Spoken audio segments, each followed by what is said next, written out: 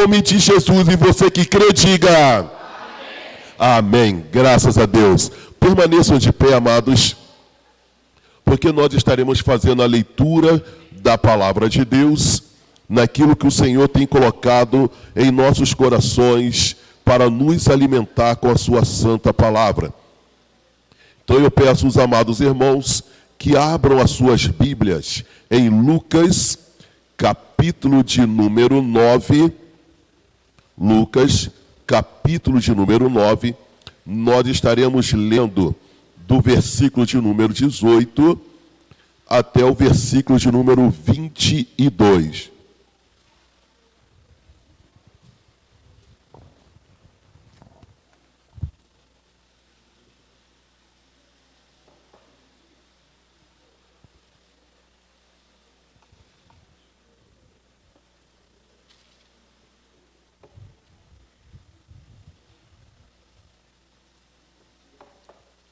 Todos acharam? Amém? Assim nos diz a palavra de Deus. E aconteceu que, estando ele orando em particular, estavam com ele os discípulos, e perguntou-lhes, dizendo: quem diz a multidão que eu sou? Gostaria que toda a igreja repetisse comigo, bem alto assim, essa pergunta que o Senhor faz: quem diz a multidão que eu sou? Vamos lá? Quem diz a multidão que eu sou? Amém. Esse é o tema da mensagem de hoje. Versículo 19. E respondendo eles, disseram: João Batista, outros Elias, e outros que um dos antigos profetas ressuscitou. E disse-lhes: e vós, quem disseis que eu sou? E respondeu-lhe Pedro, disse: o Cristo de Deus. E admoestou-os, mandou que a ninguém referissem isso, dizendo: é necessário que o Filho do Homem padeça muitas coisas e seja rejeitado dos anciões e dos escribas, e seja morto, e ressuscite ao terceiro dia. Oremos. Senhor Deus e Pai, em o nome do Senhor, eis aí a Tua palavra, Senhor, que há de ser ministrada aos corações de cada um dos Teus filhos. Pai, eu peço pela minha vida, porque, Senhor, eu não irei falar de mim mesmo, mas estarei falando do Senhor. Então eu peço que o Senhor, sim, é que possa falar através da minha vida. E assim também, Senhor, o Teu povo não quer ouvir o homem falar, mas o Teu povo precisa ouvir o Senhor falar. Então, meu Deus, fala com o Teu povo. E que cada um aqui, Senhor, esteja com um coração como uma terra fértil, pois a Tua palavra é uma semente que possa cair em cada coraçãozinho aqui. E possa, Senhor, assim germinar, possa crescer e dar bons frutos. Então, assim oramos, ó Pai, no nome do Senhor Jesus. Amém. Podemos assentar.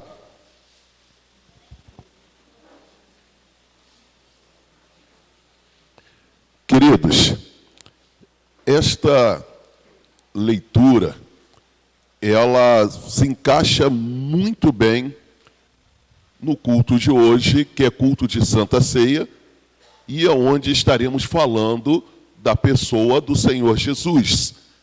E é muito importante essa passagem, que ela chega a ser registrada, né, nos 3 livros do Evangelho. Ela está em Lucas, que nós acabamos de ler, ela também está registrada em Marcos, capítulo 8, ela também está registrada em Mateus, capítulo 13, e ela também está registrada, né, em João, no capítulo 6. Olha só, né, os 4 evangelhos, elas falam a respeito desta passagem, e aí nós já podemos entender o quanto ela é importante para nós. E o tema, né, ela já vem bem sugestivo, né? Jesus, ele pergunta à multidão, né? Quem diz, o que diz as multidões a meu respeito, né?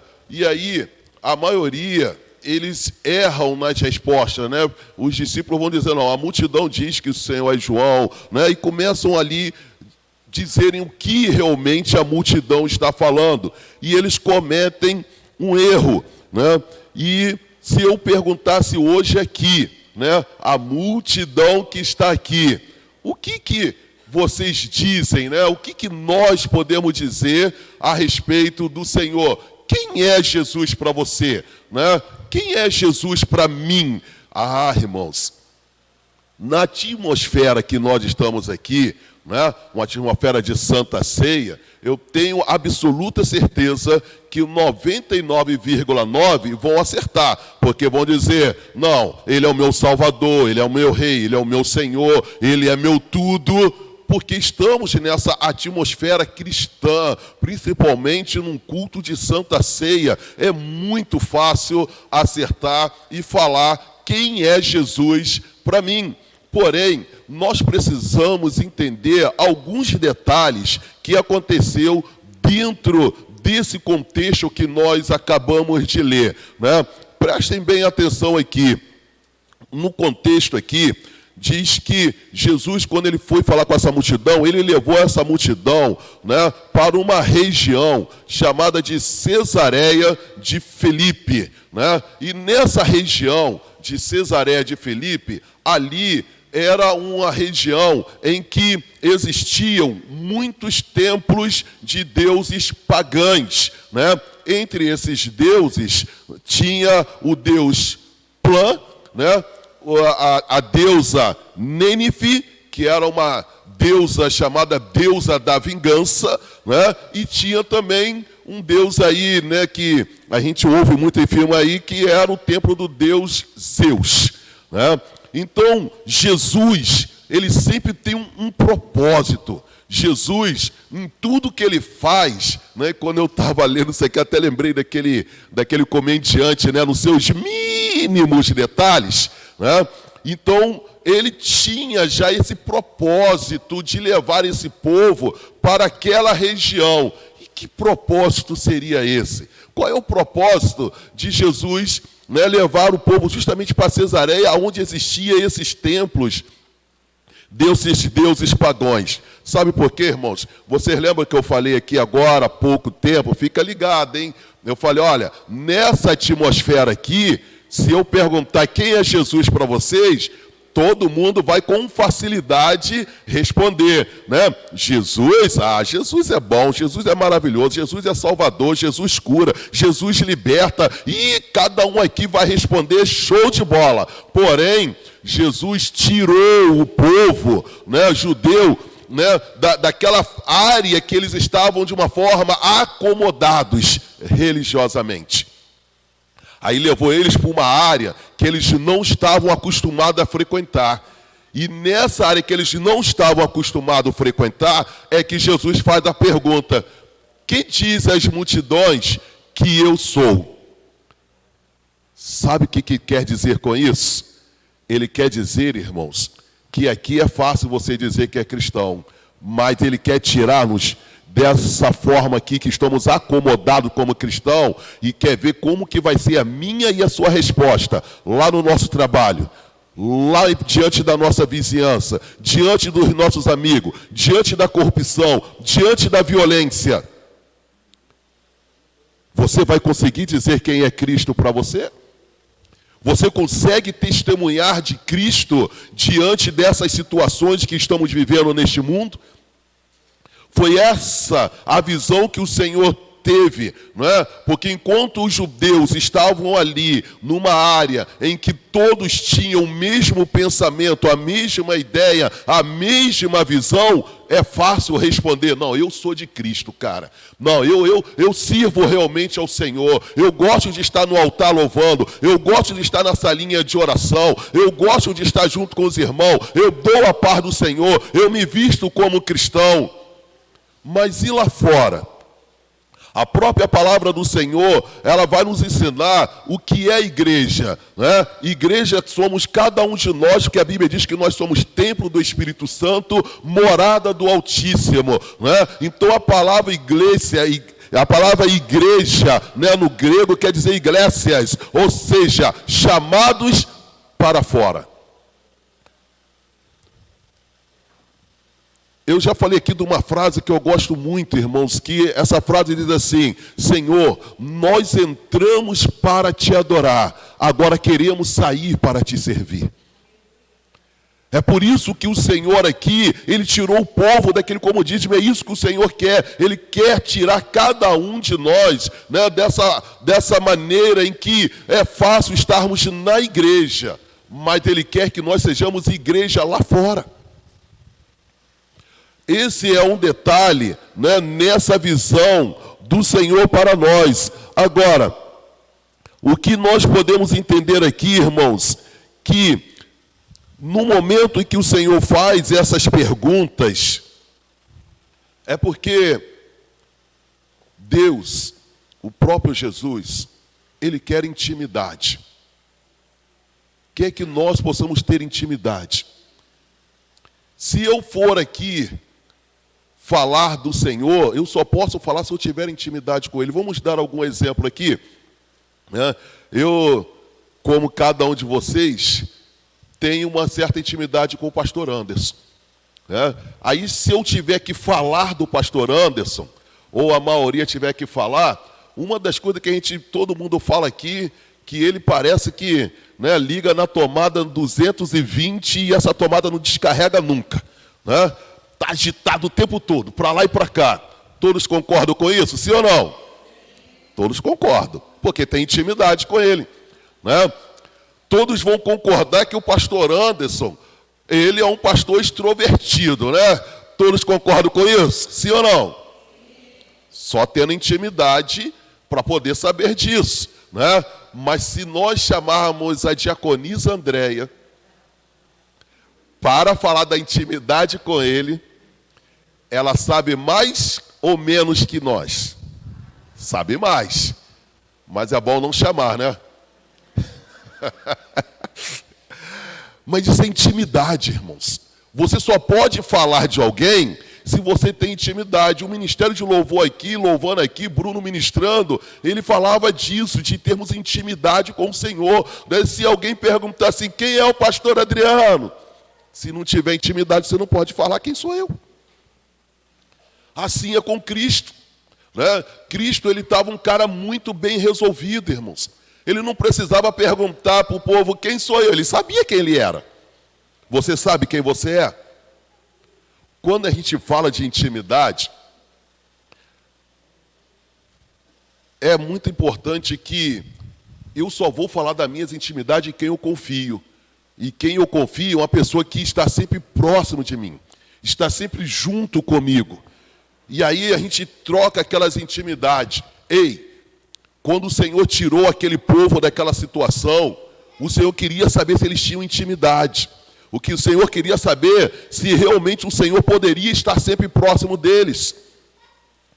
Aí, eu lembro de uma situação minha de namoro com a mais linda entre todas as lindas. No meu namoro, eu posso dizer, meu irmão, Deus estava no meu namoro. O Senhor nunca se afastou do meu namoro. Sabe por quê, irmãos? Eu com esses lábios carnudos aqui, né, esses lábios maravilhosos, aí comecei a namorar com a primeira dama aqui, com essa linda, maravilhosa, e chego para ela, e aí, aquele beijinho, né? Aí queria aquele beijinho molhado, né? Aquele beijinho de, né, desentupidor de pia. Aí quando chegava perto dela, querendo aquela intimidade um pouquinho a mais, aí chegava cheio de vontade, aí ela vinha só com aquele estalinho, tac. Falava, puxa, que isso? Estamos namorando. Ela, não, mas por que não? Papai me ensinou, não acende aquilo que você não pode apagar.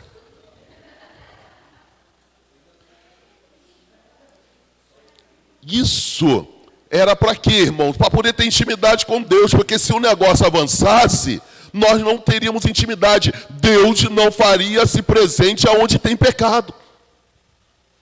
E é por isso que hoje temos um casamento abençoado. E aí? Como é que está a sua vida no particular? É isso que essa palavra está dizendo. O Senhor tirou eles daquilo que eles estavam acomodados, para levá-los a terem mais intimidade com o Senhor. Porque o Senhor ele estava muito bem resolvido. Jesus sabia quem ele era. Mas e o povo sabia quem Jesus era na sua vida?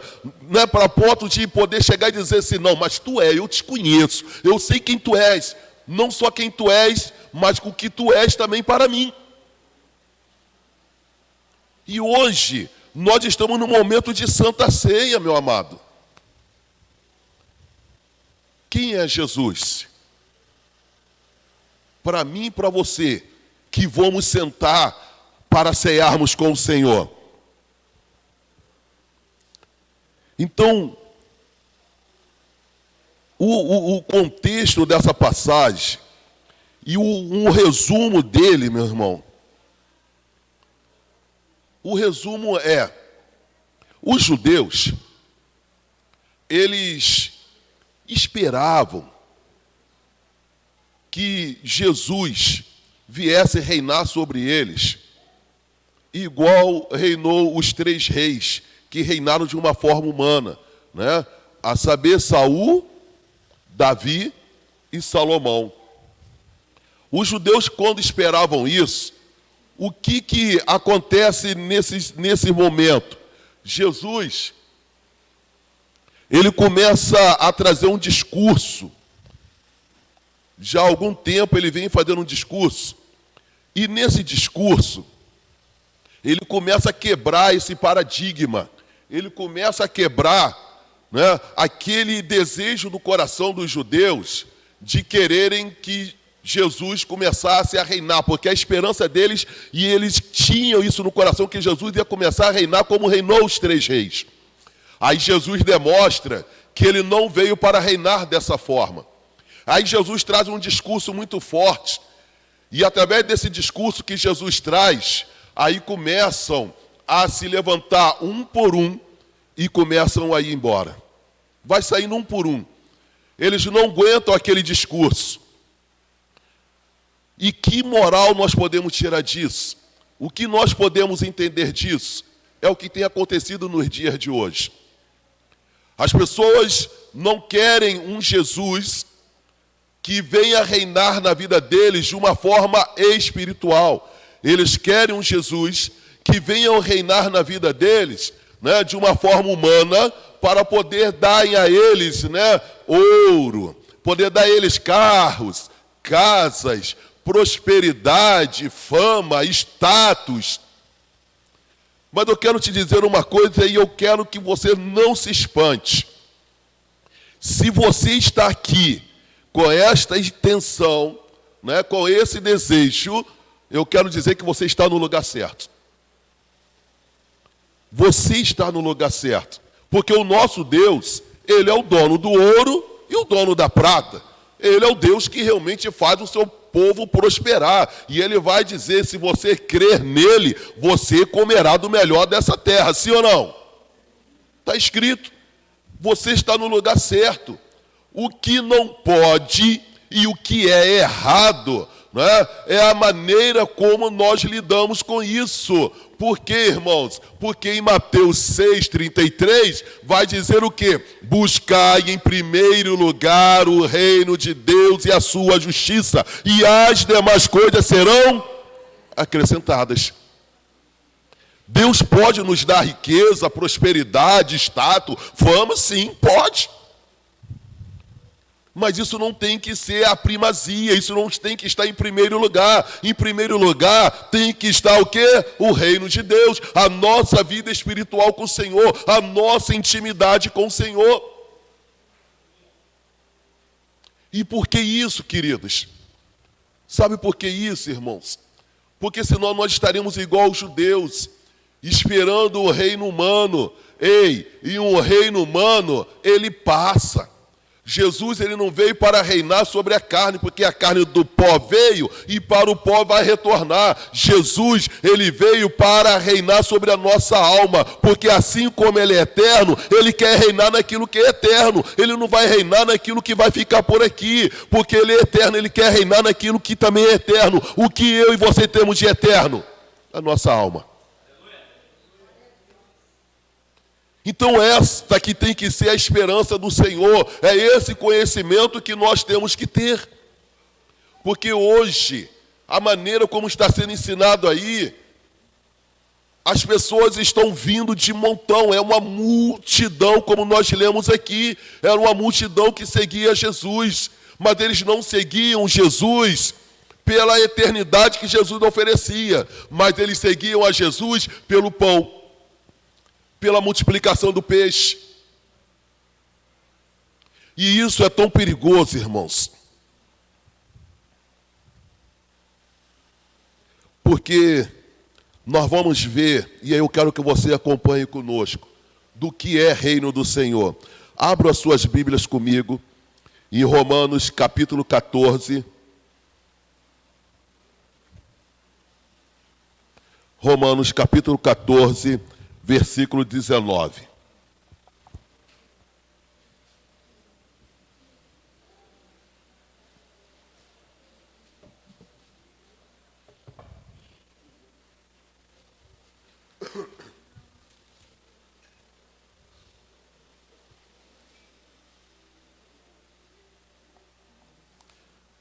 Romanos 14, 19 diz assim: sigamos, pois, as coisas que servem para a paz e para a edificação de uns para com os outros. Essa é a forma do Senhor reinar. O reino do Senhor, ele não é comida, nem é bebida, mas é paz, é gozo no Espírito Santo de Deus. O que nós estamos seguindo? Uma outra passagem que está lá em Mateus 4:4 vai mostrar-nos como é o reino de Deus. Ele vai dizer assim, ó, nem só de pão viverá o homem, mas de toda a palavra que procede da boca de Deus. Esse é o reino de Deus para nós. Mas muitos não querem ouvir isso. Quando ouvem, eles começam a se afastar. Vejam só Mateus capítulo 6, versículo 19.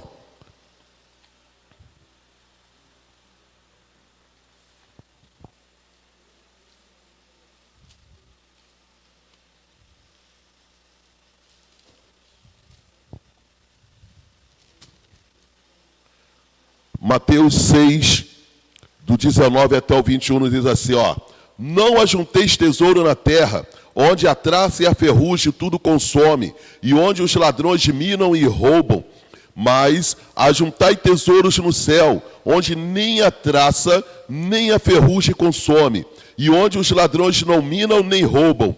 Porque onde estiver o vosso tesouro, aí também estará o vosso coração. Então, o Senhor, ele vai nos orientando, irmãos, como é que é o reino, como que deve ser o nosso proceder. E é interessante que muitos vêm para a casa de Deus e não se firmam, vão saindo um a um porque não aguentam esse discurso. Da mesma forma quando o Senhor estava no meio daquela multidão. E é tão interessante, irmãos, que quando a maioria responde de uma forma errada, o Senhor então pergunta a Pedro: e vocês, discípulos, e vocês, quem dizem que eu sou? E Pedro então responde: tu és o Cristo. E o Senhor fala: tu és bem-aventurado, porque não foi carne nem sangue que te revelou, mas o meu Espírito que te revelou. O Senhor está trazendo essa revelação hoje para nós nesta manhã. De quem Ele é. de como Ele quer reinar em nossas vidas, de como nós devemos servi-lo saindo dessa forma acomodada, dessa forma religiosa e vivermos uma vida realmente santa e de intimidade com Ele. Esse é o chamado de Deus e essa é a orientação do Senhor nesta manhã para nós. Porém, depois desta palavra, que Pedro responde: Tu és o Cristo, Tu és o Filho de Deus. Amados,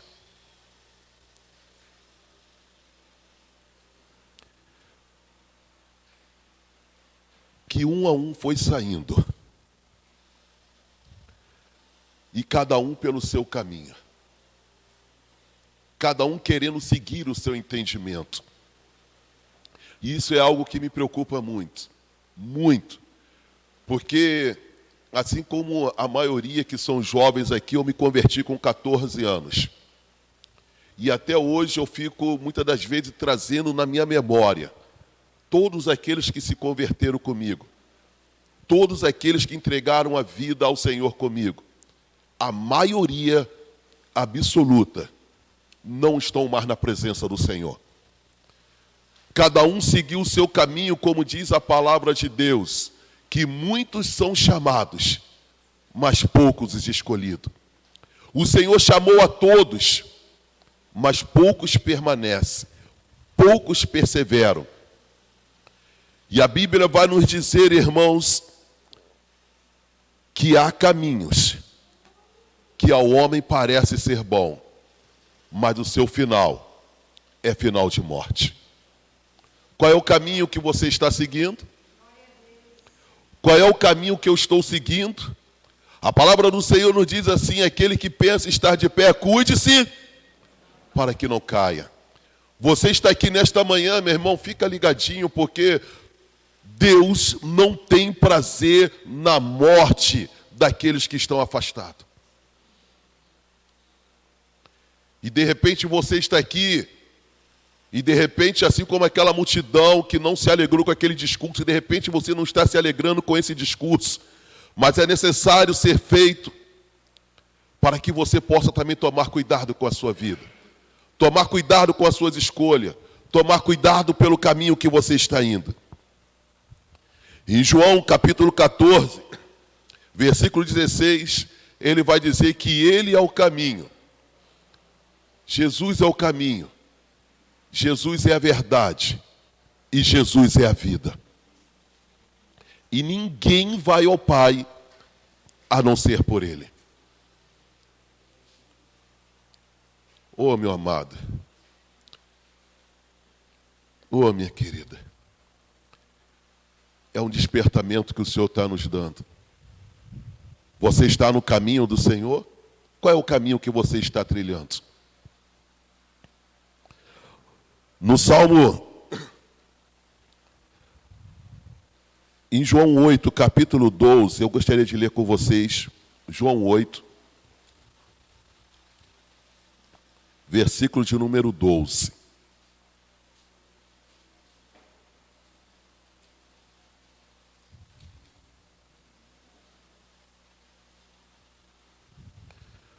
João 8, versículo 12. Ele diz assim: falou-lhe, pois, Jesus outra vez, dizendo: eu sou a luz do mundo. Quem me segue não andará em trevas, mas terá a luz da vida.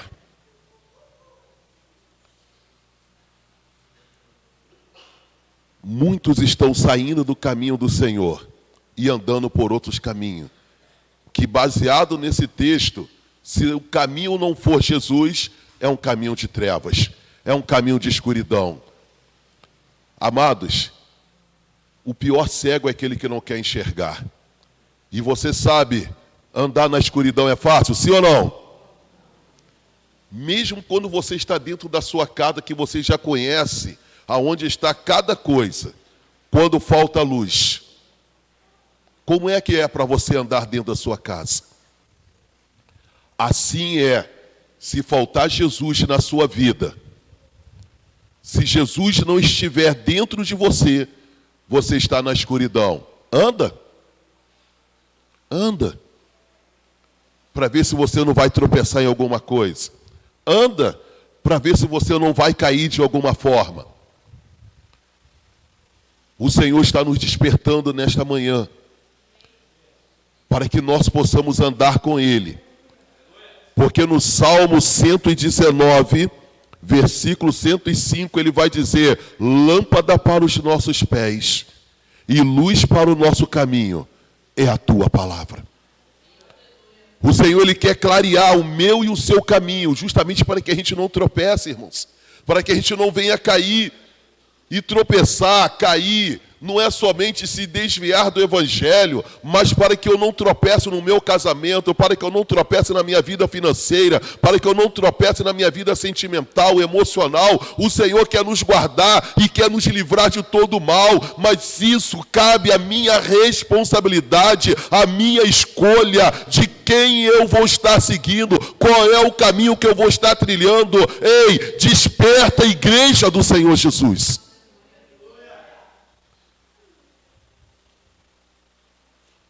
Isso é muito sério, irmãos.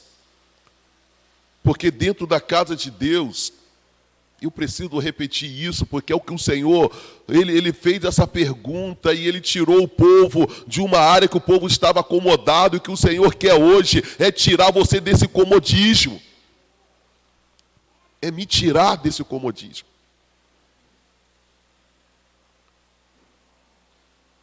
Vocês estão pensando... Eu nem sei o que vocês pensam, mas, irmãos, se dói no coração de um pastor, de um líder, quando ele chega e convida, sai desse comodismo, vamos lá para o monte orar. Aí começa, irmão, mas no outro dia eu tenho que trabalhar cedo, não porque hoje eu estou cansado, não porque não dá, não porque é perigoso. Estamos no culto de Santa Ceia, todos são membros, estou vendo que não tem visitante, então o Espírito Santo está mandando falar e eu preciso falar. Não é possível, irmãos, escala de oração. As pessoas estão tão acomodadas que na escala de oração, você como líder convida. Vai lá orar, irmãos. Tá, pastor, eu vou.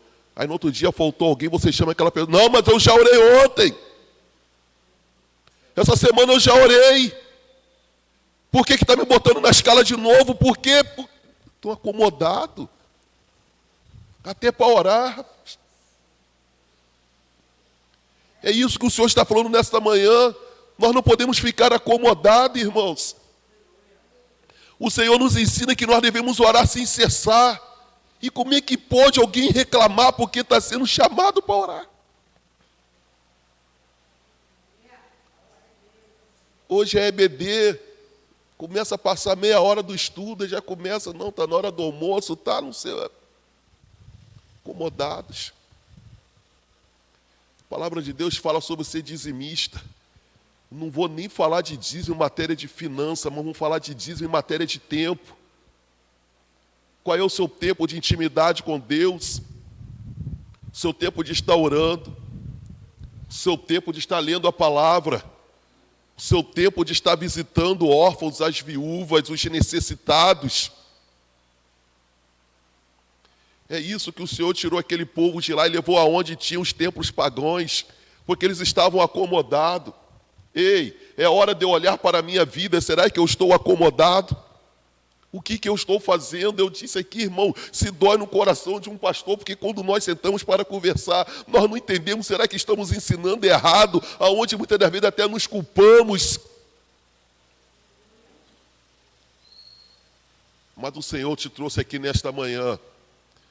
Poderíamos, irmãos, estar aqui ministrando a palavra para nós estarmos soltando, pulando, dando glória a Deus, falando em mistério, mas Deus, Ele tem uma multiforma de falar, de instruir, de ajudar o seu povo, e é assim que Deus quer falar conosco nesta manhã. Sai desse acomodismo, irmão, deixa de ser acomodado.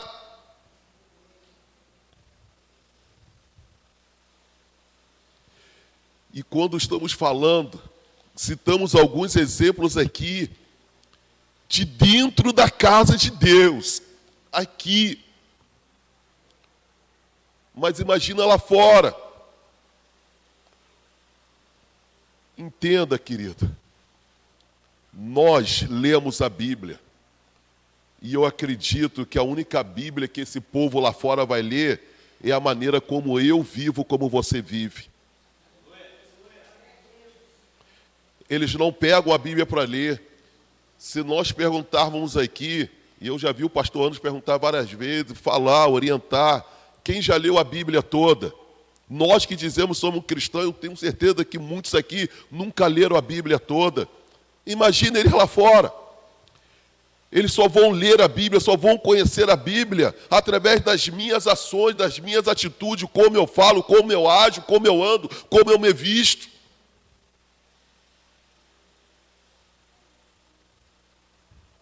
Se nós conseguirmos enxergar dentro da casa de Deus, muitos que estão acomodados em fazer dentro da casa do Senhor, imagina lá fora.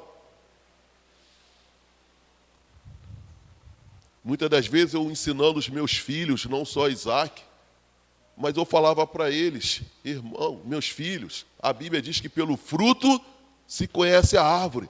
O que você faz dentro de casa com o papai e com a mamãe, eu fico imaginando o que você faz lá fora. Já dá para mim entender o que você faz lá fora. Então, se dentro da casa de Deus você faz isso com as coisas de Deus, imagine lá fora. Já dizem aí, irmãos, São Gonçalo é a maior metrópole no país aí de igrejas por metro quadrado. Não era para termos violência aqui. Não era para termos corrupção aqui. Porque se cada crente fosse um missionário, a começar por dentro da sua casa, a nossa cidade era para ser uma maravilha. Mas não é isso que nós vemos. Por quê? Porque a igreja está acomodada. A igreja está parada.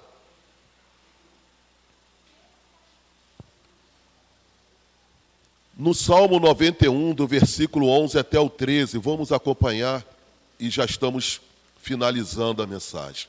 Salmo 91, versículo de 11 a 13.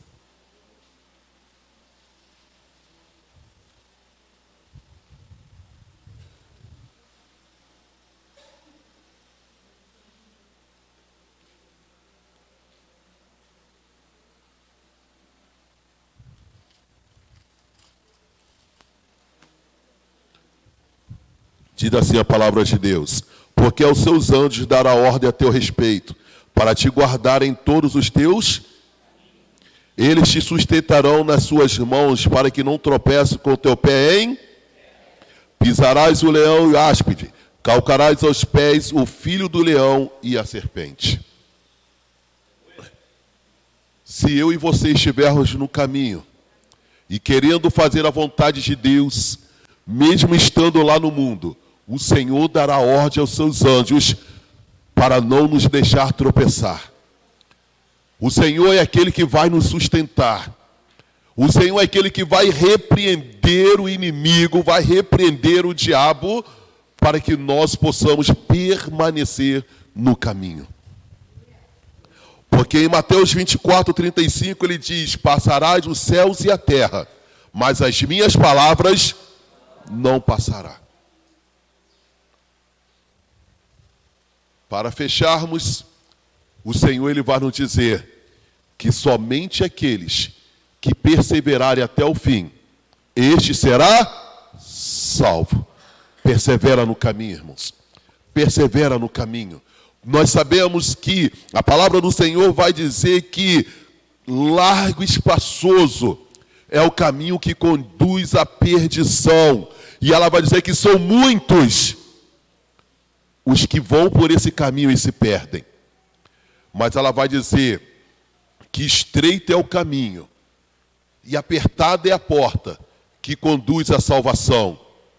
E somente aqueles que se esforçam entrarão por ela. O que o Senhor está dizendo? Se esforce para sair dessa forma acomodada. Se esforce para realmente ter intimidade com Deus. Se esforce para que, se alguém te perguntar qual é o motivo da sua fé, se alguém te perguntar quem é Cristo para você, você terá convicção nas suas respostas. Que Deus abençoe a cada um e que Deus fortaleça o seu coração e que se cumpra na sua vida, irmãos, que você não seja um mero ouvinte, que eu não seja um mero ouvinte, mas que cada um de nós possamos ser praticantes desta palavra, porque nesse momento em que iremos assentar à mesa, nós possamos lembrar que Cristo foi aquele que morreu por nós na cruz do Calvário. Cristo foi aquele, né, que trocou de lugar comigo e com você. Cristo foi aquele que derramou o sangue dele que deveria ser o meu. E que por isso o sacrifício dele não foi em vão. Sabe por que não foi em vão? Olha eu aqui, olha você aqui. Amém? Deus vos abençoe em nome de Jesus.